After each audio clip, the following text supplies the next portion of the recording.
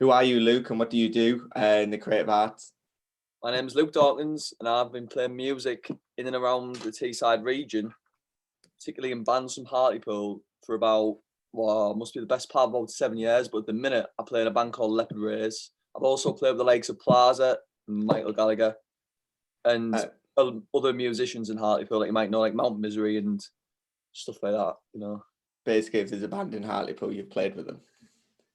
Well, you're like the Middlesbrough me. Well, you're like the Hartlepool me. Oh yeah. And I'm the Middlesbrough me. How did you first get involved with being a songwriter, being a musician? Oh, like, do you want to know the true story, which is the funny story? Yeah. Okay. So basically, must have been when I was about like 10 or 11. I think Guitar Hero 3 was out, right? And I was a big gamer. All I used to do was just play games and stuff like that.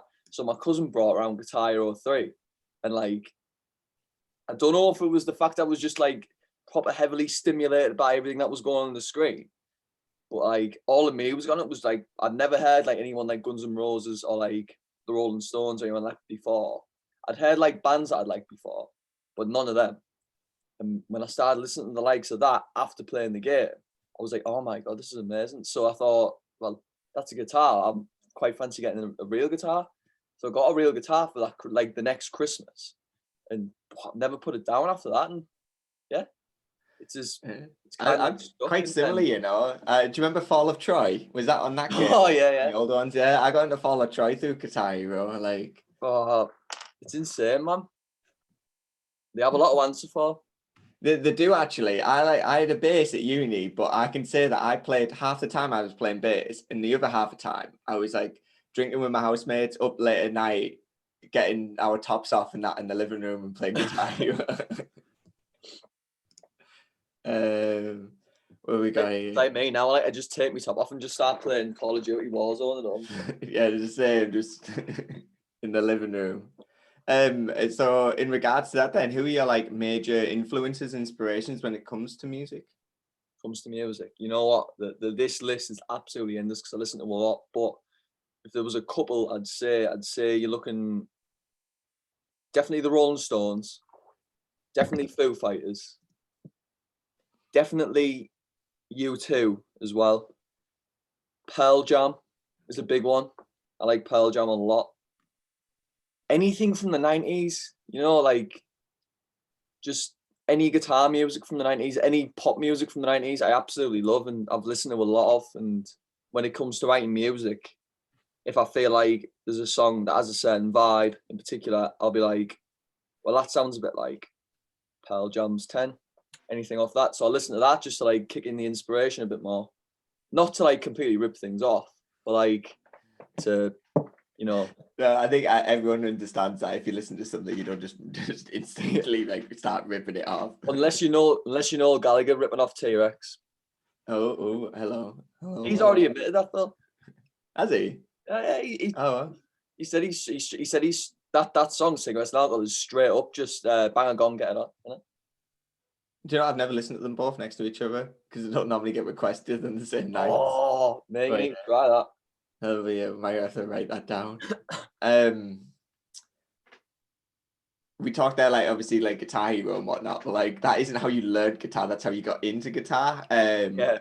Are you like, how would you describe your like learning process when you're learning guitar? Are you self-taught? Did you have lessons at any points? So from the beginning, it was always like I was picking up bits at home, just watching YouTube. I've always been doing that. I still do. But there was a brief period when I was in secondary school. It'll have been from when I got the guitar in about year 7. Fucking God knows how many years ago that. What about 10 years ago? Where I was getting lessons from a teacher called Andrew Ingledew. He has a son called Josh Ingledew, and he's played in loads of bands too. But he just kind of like opened my eyes up to like different ways of learning and showed us some basic stuff, and then started getting a bit more progressed into it. But as school went on, you start doing your exams and that, you can't lose it. But that's when like the self-taught thing takes over again, because I could still keep that up because it was just at home in my spare time.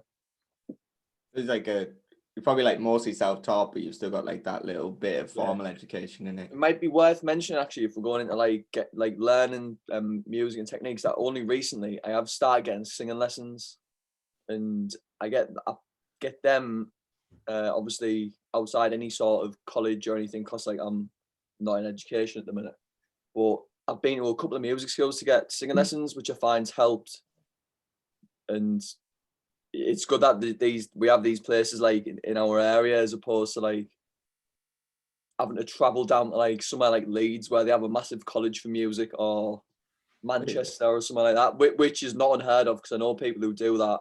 They go as far as like London just to get a singing lesson for like an hour, which is great. Yeah. I think, yeah, it's a lot of it. It's a bit of a drive, that. I mean, the internet's class. Why can't we do it over the internet? I know it, yeah. Why do you think the creative arts are important, Luke? Well, for one, I think if you look at like the youth in the United Kingdom, like say it, like if I refer back to my younger self, if I didn't stumble across music and have the resources to progress to where I am today through like funding and school and lessons everywhere and being able to go to clubs and stuff like that, like I'd have probably just been sat home playing games, doing not much really interesting. But I don't know, like I imagine it could probably keep a lot of children out of trouble, stuff like that. It's good for the mind. It keeps you creative, and at the end of the day, you get to meet some incredible friends, and like it certainly stopped me from just like sitting at home, which God forbid could have ended up like bad mental health problems maybe, or anything like that. So I think it's important. Very social thing, isn't it? Like I class live gigs as like it's almost like too social sometimes if you've got like a job to do, you've got a gig to play. Yeah. But there's so like you get so used to seeing the same faces, and obviously it's like if you see your neighbor when you move into a new house, you don't instantly say hi. It takes you a few times, and once you see them a few times, you're like, hey, you're right. And then you start getting invested and whatnot, and it's interesting that way. Quite a big meaty question now, but this is like the big one, obviously the coup de grace. I think if that's what you asked for Christmas. Yeah, when are you cleaning your room? Oh, is that what you're getting for Christmas? A bass? Yeah, I've just got a bit. Yeah, that's for a bass this Christmas. Oh, class. Welcome to the dark side. Yeah, I'm a human emoji now. How has lockdown affected your work and your future plans, Luke? So, Leopard Rays, we never actually felt the effects of full lockdown until about halfway through it, which is when we released the EP. We were fine releasing the singles Daydream and Brother, because we actually managed to gig Daydream, and then when Brother came out, there was also like kind of a hype, like, whoa, they're releasing music through lockdown, but it's like, it's good. The reaction we had was good. But when it came to releasing the EP, one thing I would have liked to have done is just do an EP release gig, but we didn't do it. But we also didn't want to postpone the EP release any longer. After that, we were able to do one social distance gig, which sold out, which we were fucking very happy with. And then we felt a bit more impacted by it, because we have a lot of costs with this lockdown. It's been good and bad, because we've wrote loads of material and just demoed at home, like on all this type of stuff. Like there's me. That's the drums, that bit there. Yeah, the pads. I've had to like learn how to teach myself drums and stuff like that. And anyway, we've wrote loads of songs, but we can't go and record them where we want to record them because COVID. It's just like we couldn't get together in that small of a space with the engineer that we're working with, because it's not really. He lives in another tier 3 zone, so like when they went into tier 3 before us, and then he couldn't come to us, we couldn't go to him, and all sorts. So now that's on hold. So we're just kind of riding out now. But we've done the best we could, I guess, Yeah, you've done really well. You kind of like went into lockdown with a bank of tracks, didn't you? So that were done. So it was more like marketing and that. But you've been using predominantly what I would call like a live band, like, and then obviously that'll build. So it's kind of like bittersweet, isn't it? Obviously, because everyone's quite respectful of what's going on. Yeah.